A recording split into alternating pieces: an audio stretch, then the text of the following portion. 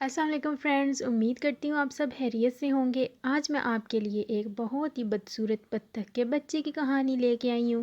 تو چلیں شروع کرتے ہیں اپنی کہانی۔ گرمیوں کا موسم تھا۔ ایک خوبصورت درخت کے نیچے بہت ہی اچھی جگہ تلاش کر کے بطخ نے گھونسلہ بنایا اور اس گھونسلے میں اس نے انڈے دیے۔ دوستو، بطخ کے 4 انڈے تھے، لیکن اس میں سے ایک انڈا کچھ ضرورت سے زیادہ بڑا اور عجیب سا تھا، لیکن بطخ نے اس بات کو نظر انداز کیا۔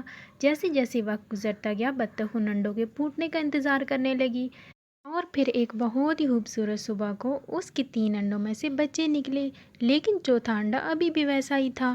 تو بطخ نے یہ سوچا کہ اس میں سے کوئی بہت ہی خوبصورت بچہ نکلے گا، اور پھر اگلی صبح بطخ کا انتظار ختم ہوا اور وہ انڈا بھی پھوٹا۔ لیکن یہ کیا! بطخ تو یہ دیکھ کر حیران رہ گئی کہ اس انڈے میں سے تو بہت ہی بدصورت بچہ نکلا تھا، اور وہ اپنے باقی سب بہن بھائیوں سے مختلف تھا۔ بطخ نے یہ سوچا کہ چلو آہستہ آہستہ وہ اپنے بہن بھائیوں کے جیسا ہو جائے گا، لیکن ایسا نہ ہو سکا، اور پھر آہستہ آہستہ کر کے جیسے وقت گزرتا گیا، دوستو جنگل کے سارے چرند پرند اور اس کے بہن بھائی اس کو طعنہ دینے لگے، وہ ایک بہت ہی بدصورت بطخ ہے۔ اس بات سے بطخ بہت دکھی ہوا اور اس نے پھر اس جنگل کو چھوڑنے کا فیصلہ کیا۔